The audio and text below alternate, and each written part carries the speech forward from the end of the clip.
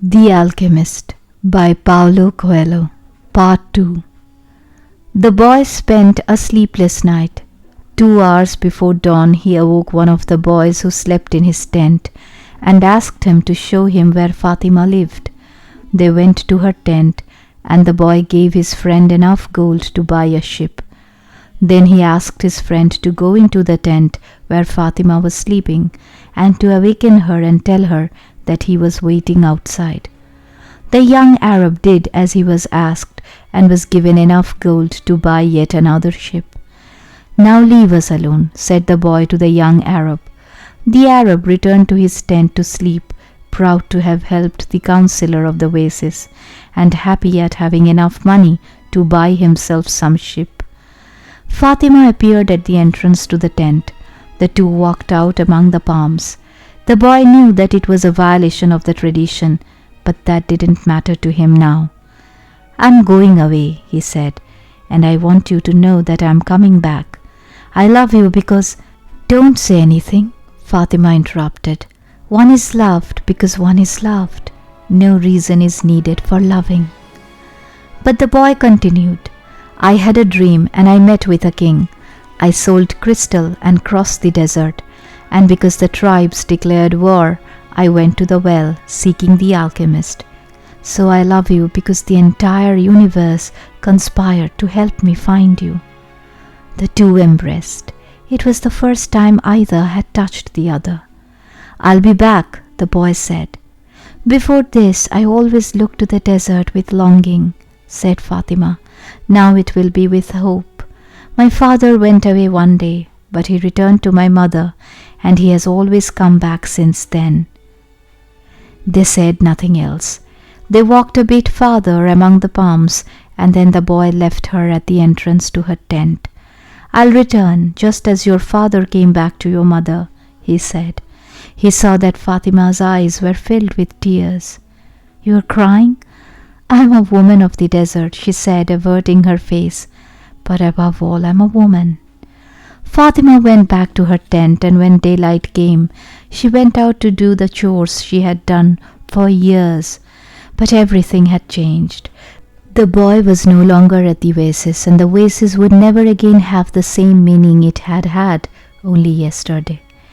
It would no longer be a place with 50,000 palm trees and 300 wells where the pilgrims arrived, relieved at the end of their long journeys. From that day on, the oasis would be an empty place for her. From that day on, it was the desert that would be important. She would look to it every day and would try to guess which star the boy was following in search of his treasure. She would have to send her kisses on the wind, hoping that the wind would touch the boy's face and would tell him that she was alive, that she was waiting for him, a woman awaiting a courageous man in search of his treasure. From that day on, the desert would represent only one thing to her: the hope for his return. "Don't think about what you have left behind," the alchemist said to the boy as they began to ride across the sands of the desert. "Everything is written in the soul of the world, and there it will stay forever." "Men dream more about coming home than about leaving," the boy said. He was already reaccustomed to desert silence. "If what one finds is made of pure matter, it will never spoil, and one can always come back. If what you had found was only a moment of light, like the explosion of a star, you would find nothing on your return." The man was speaking the language of alchemy, but the boy knew that he was referring to Fatima. It was difficult not to think about what he had left behind. The desert, with its endless monotony, put him to dreaming. The boy could still see the palm trees, the wells, and the face of the woman he loved. He could see the Englishman at his experiments and the camel driver who was a teacher without realizing it. Maybe the alchemist has never been in love, the boy thought. The alchemist rode in front with the falcon on his shoulder. The bird knew the language of the desert well, and whenever they stopped, he flew off in search of game. On the first day he returned with a rabbit, and on the second with 2 birds. At night they spread their sleeping gear and kept their fires hidden. The desert nights were cold and were becoming darker and darker as the phases of the moon passed. They went on for a week, speaking only of the precautions they needed to follow in order to avoid the battles between the tribes. The war continued, and at times the wind carried the sweet, sickly smell of blood. Battles had been fought nearby, and the wind reminded the boy that there was the language of omens, always ready to show him what his eyes had failed to observe. On the 7th day, the alchemist decided to make camp earlier than usual. The falcon flew off to find game, and the alchemist offered his water container to the boy. "You are almost at the end of your journey," said the alchemist. "I congratulate you for having pursued your destiny." "And you have told me nothing along the way," said the boy. "I thought you were going to teach me some of the things, you know. A while ago I rode through the desert with a man who had books on alchemy, but I wasn't able to learn anything from them." "There is only one way to learn," the alchemist answered. "It's through action. Everything you need to know you have learned through your journey. You need to learn only one thing more." The boy wanted to know what that was, but the alchemist was searching the horizon, looking for the falcon. "Why are you called the alchemist?" "Because that's what I am." "And what went wrong when other alchemists tried to make gold and were unable to do so?" "They were looking only for gold," his companion answered. "They were seeking the treasure of their destiny without wanting actually to live out the destiny." "What is it that I still need to know?" the boy asked. But the alchemist continued to look to the horizon, and finally the falcon returned with their meal.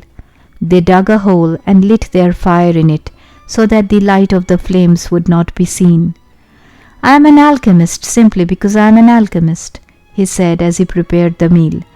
"I learned the science from my grandfather, who learned from his father, and so on, back to the creation of the world. In those times the master work could be written simply on an emerald, but men began to reject simple things and to write tracts, interpretations, and philosophical studies. They also began to feel that they knew a better way than others had. Yet the emerald tablet is still alive today." "What was written on the emerald tablet?" the boy wanted to know. The alchemist began to draw in the sand and completed his drawing in less than 5 minutes. As he drew, the boy thought of the old king and the plaza where they had met that day. It seemed as if it had taken place years and years ago. "This is what was written on the emerald tablet," said the alchemist when he had finished. The boy tried to read what was written in the sand. "It's a code," said the boy, a bit disappointed. "It looks like what I saw in the Englishman's books." "No," the alchemist answered. "It's like the flight of those 2 hawks. It can't be understood by reason alone. The emerald tablet is a direct passage to the soul of the world." The wise men understood that this natural world is only an image and a copy of paradise. The existence of this world is simply a guarantee that there exists a world that is perfect. God created the world so that through its visible objects men could understand his spiritual teachings and the marvels of his wisdom. That's what I mean by action. "Should I understand the emerald tablet?" the boy asked. "Perhaps if you were in a laboratory of alchemy, this would be the right time to study the best way to understand the emerald tablet. But you are in the desert, so immerse yourself in it. The desert will give you an understanding of the world. In fact, anything on the face of the earth will do that. You don't even have to understand the desert. All you have to do is contemplate a simple grain of sand, and you will see in it all the marvels of creation."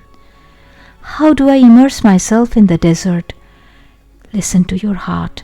It knows all things because it came from the soul of the world, and it will one day return there."